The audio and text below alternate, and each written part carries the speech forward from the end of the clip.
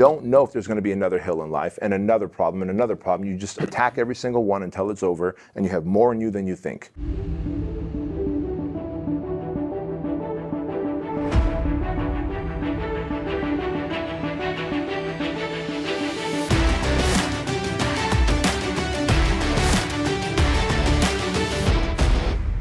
Hey, what if you can raise a son who's a modern day knight? What if you can raise a son who's a protector and a provider? What if you can raise a son who will stand up for core values and a moral ethos? Hey, welcome to the Empire Show. My name is Bedros Keuilian, and this is the handsome Craig Ballantyne. And I would sign up for that, because when I have a son, I want him to be somewhat like you and a lot like me, and a really great Canadian. Yeah. If he's a lot like me, then you should demand a DNA test from Michelle. Oh my goodness. All right, I couldn't help it. I had to say it. That's funny. So listen, yeah. You did an amazing thing. You had your Squire program, the first round of the Squire program. Yeah. You're going to do this again? Yeah. I decided I was only going to do one, but after the feedback from all the dads and sons who came to it, we're doing more. Okay, so you brought in, how many, were there 30, 50? 40. So there was 20 sons and 20 dads. Okay, why? Why did you do this? Now, I kind of have a good idea, but go deep on why you brought these fathers and sons together. You had, Marines, you had Navy SEALs, teaching them how to be great men. So all of our project instructors, we taught these young men and their dads, put them through a 12-hour awesome experience. Nothing like the project. It wasn't violent. It wasn't whatever. But it was this opportunity to create a rite of passage for these boys who are 13, 14, 15 years old.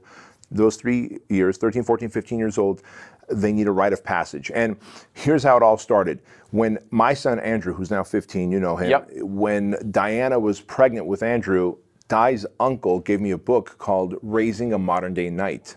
No way. Yeah, when I read that book, I was like, holy crap, this book is really teaching me about how to be a chivalrous man, how to be a protector and a provider, how to be a servant leader, how to open doors, right? Like, I didn't do any of that stuff, dude. I kind of grew up like a savage. And so I was like, well, before I can teach my son this stuff, I got to start learning it. And so the best way to learn it, obviously, was just to go all in. And during the 9 months that Di was pregnant, I was just trying to learn as much about chivalry and being a protector and a provider and having core values to live by and morals to go by and not being a needy, attention-seeking person, etc. Did you still own the gyms at this time? That was in 2004 or 5? 2004. So I'd already sold my gyms. Okay, and I was online coaching gym owners at this point. Yeah, starting to launch my coaching business. Yeah. And so as Andrew was born, I'm like, holy crap! All right, now I got to teach him this stuff, right? So he kind of starts coming of age. And I teach him, when he was like just a little dude, 4 years old. Hey, buddy, let's go open mom's door. And as he was old enough to reach a door handle, he would open Chloe's door. Wow. Right? And he would take things from mom and open the doors for her, things like that. Just learning to be a little modern day knight. And there's this quote that a friend of mine who was actually on the Empire Show, Larry Broughton. Oh, yeah. Right, mutual friend, right? Shared with me. He said, the quote goes like this. It's, strong men create good times create weak men create bad times create good men, or strong men again. Yeah. And so I realized that, and the book was so profound, man. The book went on to say that Raising a Modern Day Knight, that when a young girl goes through this rite of passage into becoming a woman, there's a very physical thing that happens. One, she starts developing boobs. Sure. And 2, she has her menstrual cycle. So it's a very physical thing that the mom and the daughter can go, hey, let's talk about this stuff. Look, let me help you out in this process. You're now becoming a woman, right?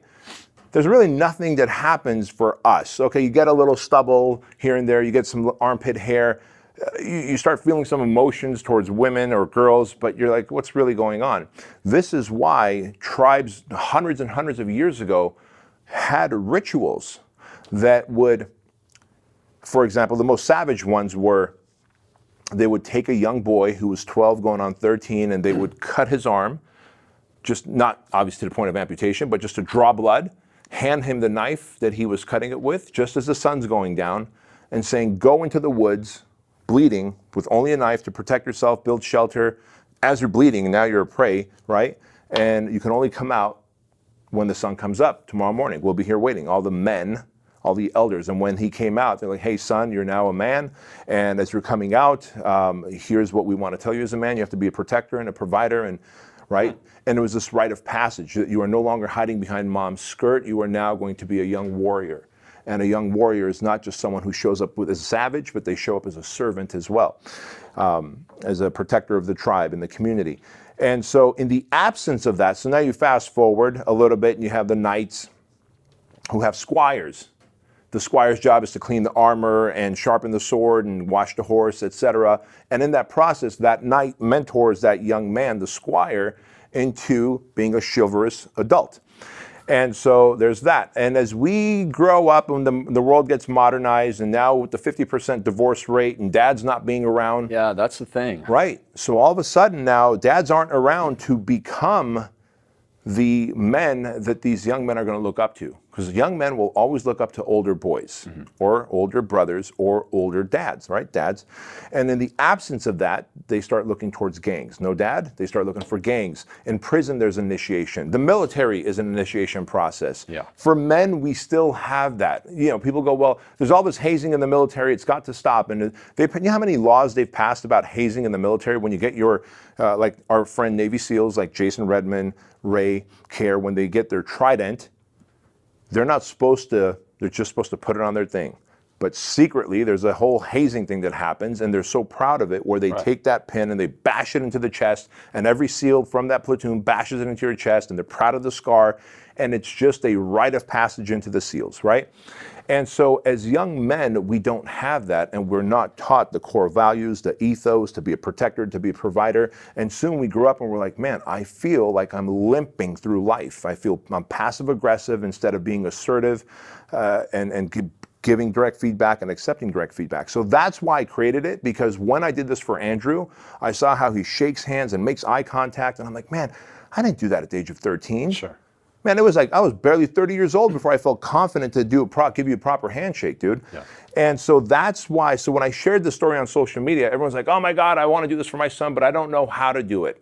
Yeah, well, you also did this in Utah when you took him to Idaho. How old was he? 13? Yeah. So there always has to be in the end. So you know, all the kid's life, hopefully, you're teaching him lessons as a father, right? Or as an uncle, as an older brother. I get it, man. We live in a time now where it's a high divorce rate, blah blah blah.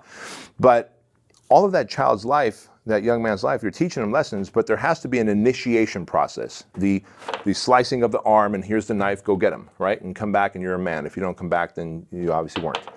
And while obviously that's very extreme and no one should do that, the book, Raising a Modern Day Knight, says that as your young boy is entering into becoming a young man, 12 to 13 years old, he suggests that, you know, setting up some kind of an obstacle course. And so what Dai's uncle did for his sons was, you know, he set up like rusty nails that were sticking up, and a couple of bear traps and broken glass, and Any angry beavers? no angry beavers this time. And he has Soundtrack of running water. right, triggered, and the beavers start attacking. Yeah, you have to go watch the other one before this. Yeah, if you watch the episode before this, you'll know exactly what we're talking about, where the beavers are concerned. But dude, it was so cool. Like, he got all of his, like the dad, like all the friends that he looks up to that are like-minded like him, great entrepreneurs, etc., great family men, leaders. And he said, all right, we're going to do this initiation for my son. So he says, hey, son, like, you see all these obstacles in front of you, the glass and the bear trap and the rusty nails. You're barefoot and going to put on your blindfold, and the son's like 30 yards away. And he goes, son, me and your uncles and my friends here, we're here. I'm going to guide you. You're going to follow my voice. And in life, you're going to have a lot of interruption. So all the uncles and stuff were like making all these background noise, right? But the son's job is just to lock on to dad's voice, which is your gut. Follow your gut, your intuition, your instincts that you built, hopefully over time. And when you do, no matter how much noise, and today, don't we have more noise than ever through social media and through just television media and all this noise that we don't know what decision to make. But if you were tuned into your gut, you always know what decision to make. And so he guides his son around the rusty nails and around the glass and around the bear trap. And he finally said, all right, son, 2 feet that way, 3 feet that way. Now, big step over the nails. Okay, you got it. Now come to me. And he hugs his son, takes off the blindfold, and the uncles and the friends of the dad make a circle around the son, and they pour wisdom into him. Yeah. Right? And I was like, man, I'm getting goosebumps. And that's such a rite of passage moment. And so I did that for Andrew in Idaho, where I flew out 9 guys from here that I trust and look up to and know that they would be great leaders to pour into him. And we took him to a kill house. We're not killing anything. It's a house, it's a shoot house where a friend of mine who's a SWAT sniper, they practice there. They practice there, how to clear rooms and all that stuff. But it's very scary because they're using real guns that shoot paintballs but still use gunpowder, right? And so you're being shot at, you're clearing rooms, et cetera. And so we gave him a very scary, tough, challenging, problem-solving, communication-driven experience. And then at the end of the day, I had all the men surround him, and I said, son, like, this is your opportunity to get poured into. You're now becoming a young man, and as a young man, you're going to have different responsibilities to protect and provide. So each one of those guys at the kill house in Idaho, they all had, like, how long did they have to share their wisdom? Because I remember, like, you saying, like, there was, I don't know, these 9 guys, just like some guys were crying. It was probably about 15 minutes. And in fact, Ed went up there with me. Yeah. And Ed videotaped the whole thing for us, and Andrew has that. And I audio recorded. I put my phone on record, and I had every guy, the dad. So it was like a minute and a half for each guy. Yeah. But dude, these were like one of the dads was pouring in. He's like, dude, I've gone to war. I've had many duties, tour of duties. I'm afraid of commitment because I've gone through 7 marriages. I'm afraid of commitment, and this is a scary thing for me. And I realize now today that I've been holding on to this traumatic thing, and that's what led to these 7 failed marriages. And he's just sharing this with my son, and he's like, hey, when you have issues that come up in your life, address them. And he was just bawling. It's like this warrior who's gone to war for our country is just like, but I can't hold a relationship together because of this baggage that he carried with him, right? And he realized in that moment. So my son and I were just like in the middle of that group hugging each other as the group was just pouring into him, and we recorded the whole thing, and it's so valuable. So Andrew went through it again as a 15-year-old this time. He was 13. So I was an instructor for the Squire program, and when the dads and sons got together, I was a dad, and we would do a relay together. Okay. And, it could be sledgehammering this giant metal bar into the ground. Once you sledgehammer it, then you guys run half a football field, and you fill up these bags with dirt, and you bring the bags back, and then you take a kettlebell and you do. Basically, did you take the heaviest kettlebell? Did you elbow some other dads and sons out of the way? Because we taught them it pays to be a winner. So be a winner, guys, but at what expense? And then we created bottlenecks intentionally to see, like, did you give another dad and son the right of way, or did you just get greedy and elbow people out of the way? And so at the end of the 12-hour experience, so there was ice baths, pulling trucks, and what's really neat is we create these father and son evolutions, and then we send the fathers away with 2 of our head instructors, right? For the fathers to learn how to communicate better with their spouses and with their kids and their sons. Like, hey, dad, it's pretty obvious, but we all do it. I don't anymore. Don't look at your phone as you're conversating with your kid. The signal you're sending is the phone is more priority, a higher priority than that child of yours, right? And you're causing damage that's going to be irreversible. Yeah. And so anyway, we did this whole thing, and what was really neat, at the end of the 12th hour, when we all came back, I purchased some actual bear traps from Alaska, this trapper. And earlier that morning, I demonstrated one of the bear traps. We set it, and I demonstrated it with a 2x4. And when I hit the trap, I mean, this thing closed so hard, it broke the 2x4 in half. Wow. And sparks flew out because there's 2 metal pieces coming together. And we said, boys, you might see this at the end of the day today. And when you do, just realize stepping in this bear trap, life offers us a lot of bear traps to step into. So at the end of the day, during the Squire program, we took the dads and we had them blindfold their sons, and we built out an obstacle course where there was razor wire. Just think like tumbleweeds of razor wire thrown out, like almost a half a football field distance, or quarter of a football field. Was it behind BK? Yeah, behind BK. And so rusty nails, bear traps, swinging pendulums, and so you got to navigate your son right through the pendulum, otherwise they'll whack him in the head and knock him down, right? And it was a really cool experience, man, for the dads to just be able to navigate their sons and the sons to be blindfolded.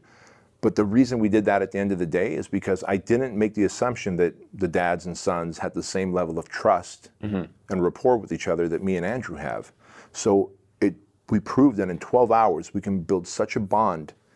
And so when we would bring the dads and sons together and they'd go through an evolution, an exercise, like a relay, then when Instructor Steve and Instructor Matt would take the dads away, bring them to HQ here while we're with the boys doing some other hard stuff, Instructor Matt and Instructor Steve would tell the dads like, hey, can I give you feedback on what I saw?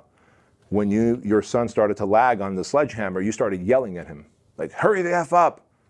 Do you think that's going to shut him down, or is that going to actually motivate him? It's like, oh, I meant to motivate him. Well, you really shut him down, didn't you? And wasn't it embarrassing for your son? Yeah. Do you think that shows up when you're on the sidelines at his soccer matches? Yeah. So what can you do about that? And thankfully, there's another evolution that's going to come up where now the dad can correct his actions. And so it was really cool, man, to see how each time the dads and sons met up, the problem dads, and by the way, the only reason we're problems is because no one poured into us. Yeah. Right? The problem dads were improving by the hour. And the sons were getting more courageous and more vocal. One son went up to a dad and said, hey, Dad, can I talk to you and give you feedback? And the dad's like, sure. He took him into the building, didn't give him feedback there in front of everyone to embarrass him. He took the dad into the building and he gave feedback. And the dad was taught earlier by the two instructors that if you're given feedback by your son, as long as he's respectful, say, son, I understand. Let me see if I got this right. Is this what you mean? And it was so neat for them to come out crying and hugging because that son had never given feedback to dad when dad would lose his lid. You know, and those were the type of things, man, that the Squire program, that we created this whole rite of passage for these young boys who become young men. And I believe they're going to be future leaders. And I'm just stoked to do the next one in March. And so tell us about one or two of the kids that maybe started off timid and had like a crazy evolution throughout the day. Yeah. So one of the kids, actually, one of your friend's kids, he's 12 and a half years old. Yeah, so he's one of the youngest guys there? The youngest guy there. Got it.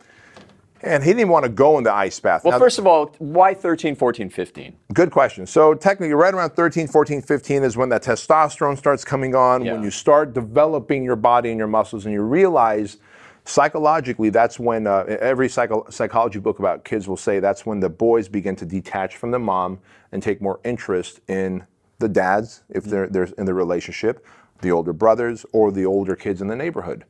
Now, you don't see a 9-year-old joining a gang. Yeah. It's usually a 13, 14, 15-year-old because of the absence of a dad. So it's during that time when the young man starts detaching, and it's a very healthy detach from the mom, and starts taking more interest in more masculine stuff. Because there's testosterone flowing through you, and you're like, I want to do stuff that involves breaking and destroying and protecting and lifting and whatever. Like, oh, but I got no one to do that with me. So I'm going to, around that age, I lit a freaking avocado tree on fire because I was curious how fire worked on a tree. Dude, I did some stupid stuff, lighting trees on fire, almost set my parents' house on fire because I was like, my son, he's gone out and shot guns with me. He knows the proper etiquette with guns. Like, we've done cool stuff where he's not going to be curious and go burn down the house, you know? But that's why. So one of these... And then also, why not 16 and 17? Because you actually had a pretty good answer when... our friend wanted to bring 16 or 17. The discrepancy in size and you've seen some 16, 17-year-olds that just look like grown-ass men. Yeah. And at the end of the day, we kind of want the evolutions and obstacles that we put them through to be fair. Yeah. And if they're carrying logs when the Navy SEAL is putting them through log PT, you don't want the log to be so slanted because the tall dude in the back and the short guy up front. Yeah. Or vice versa. So at some point you do need same height and same size build. Yeah. And so this 12-and-a-half-year-old man, he was just a little savage. I mean, we're carrying sandbags during a loop here called the 3.2-mile massive hills on a loop. And I said, boys, as we get to the hills in life, we're going to attack them. Life gives us hills, just like the hills you see in front of you, and you're holding these sandbags, and we're going to attack those hills. If you take your problems in a slow way, they're going to eat you up. But if you attack your problems in life, it's going to be easier. So even with the sandbags, we're going to charge up these hills. Well, he charged up the first hill. Little did he know there was 3 more hills to come. And that little savage before he became a little savage. When he saw the second hill, he just started falling apart, and the negative self-talk began. I can't do this. This isn't for me. This is too heavy as it is. He's 12 and a half years old, tiny little dude. And one of the boys comes up behind him and puts his, and he was like, so he's complaining, I can't do this, I can't attack another hill holding the sandbag over my shoulders, and he's complaining to another boy who's feeling the same way. So now misery loves company, right? And I'm like, boys, you gotta attack the hills, we're gonna do this, right? And I'm watching what's happening. Another one of the boys comes up, takes a sandbag off, puts his hands on their lower back, he's like, guys, we got this, we're gonna do this together. And he literally ran up the hill with them, supporting them. And soon you just see those two break off and attack the hill. So they knew they had more to give. The lesson there was, you don't know if there's going to be another hill in life and another problem and another problem. You just attack every single one until it's over, and you have more in you than you think. And what was really neat is earlier that morning, we had taught those young men to roar, to have their war cry, right? And there's a breathing technique that Aaron teaches where you just, actually, when we're lifting heavy weights, what do? We go through a little, you oxygenate your brain. The more oxygen you take in, the more agitated you feel. And actually oxygen, pure oxygen, when people breathe it in, it does actually increase their rage level.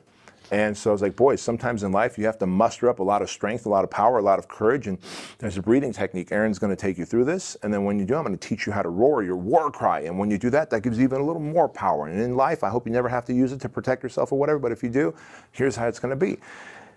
And I said, on the off chance, during this hike, we happen to see the dads. When you see the dads coming, as soon as they're even with us, you turn to them and you give them your war cry. And so these young boys practice that, and dude, I'm getting goosebumps. We see the dads coming on the hike because we structured it that way. We're coming from the other side of the hill, right? As we get to the top of the highest hill, the dads are going and they're smiling because they're seeing what they thought were their little boys. What they didn't realize is these little young savages turned toward them and like, yelled at them all at once. And the dads were just like taken aback, like, holy. And it was the neatest feeling because right there, the dad saw that that's my man right there. That's a young man. And like, I need to treat him like a young man. And there's a place where that young man can be vulnerable and soft with his dad and his mom, but he's also a young man and a very capable man. And we need to build more of those. Sounds like the fathers changed as much as the kids that day. Massively. And just so you know, so one of them was the CEO of that, the racetrack company, right? I mean, these are like high-level entrepreneurs, some of them. Yep. CEO of that racetrack company out of Las Vegas. One of them was Aaron Hind, the CEO of Fit Aid. Oh, cool. Right, Life Aid beverages, like drinks you can find in every grocery store. Another one was a Navy SEAL leader. He teaches leadership. Brent Gleason and his son came. Wow. And his son Tyler, and he went through it. Now, he was not only an officer as a SEAL, but now he has 2 companies where he goes into businesses and NFL teams and NBA teams and teaches leadership and communication. And he's like, holy crap, I learned so much. My son developed so much. Thank you. And he gave us one of the most glowing testimonials. And proof of this is like, don't think just because you're like, hey, I'm a present dad. Like, my son was like, Dad, I got so much more out of it this time than I did 2 years ago when we went to Idaho. I'm like, son, do you want to do it with me every time? He's like, absolutely. Wow. So he's going to be doing this with me every time. And it was just a really neat thing, man. Transformational on every level. Cool. So you got at least one more coming up. Yeah, one more coming up in March. And so that kind of covers the who, what, when, where, why, and why we do it. And people ask, are you going to do this in other places? No, just part of this transformation. Part of it is like the location and the loop. And like, you have to go and scout all that junk out. Yeah, and not only that, there's something powerful about the hero's journey, right? Where you leave home as a boy, you come back as a man. And so if this is convenient to you in your backyard, it's not a freaking mud run where it's like, hey, it's right down the street, let's go do the mud run. Yeah. You're gonna get on a plane, you're gonna go to a city that you haven't been to, Chino Hills. And you're gonna stay at the Town Place Marriott. At the Town Place Marriott. And at 4 a.m, buses come to pick you up. Oh. Right, and it's dark and it's cold and you're seeing bear traps and it's an unfamiliar place and you see really savage-looking men who are going to lead, but very soon you see how gentle they are as well, and you're like, holy cow. And one of the young men there, he goes up to Ray and he goes, hey, just so you know, I want to be a Navy SEAL when I grow up. And I thought he was kidding. The dad comes to Ray, he goes, even before he met you, Ray, I mean, he was jacked, 14-year-old just jacked. He goes, for the last 4 years, all he's ever wanted to do is be a Navy SEAL, and you're the first one he's met. Wow. And it was just a neat thing, man, for that connection to happen as well. But that Squire program changed my life like tenfold any other business that I've ever launched. And it's not even a business, it's just a passion project. And so it's going to happen again in March. Amazing. Yeah. Absolutely love it. So listen, if you want to grow an empire, if you want to raise a great young man, this is the place to be, right? Indeed it is. And to that point, thank you so much for watching this episode, listening to this episode. As always, do us a favor and leave us a 5-star review if you got value out of this episode. Share this episode on social media. Oh, and where the heck can people find out about this? Oh, and you just go to... Hi, we're marketers. By the way, just go to bedroskeuilian.com/Squire, and you can find out all about the Squire program. And join us if you're a dad and you have a son between the ages of 13, 14, and 15. See ya.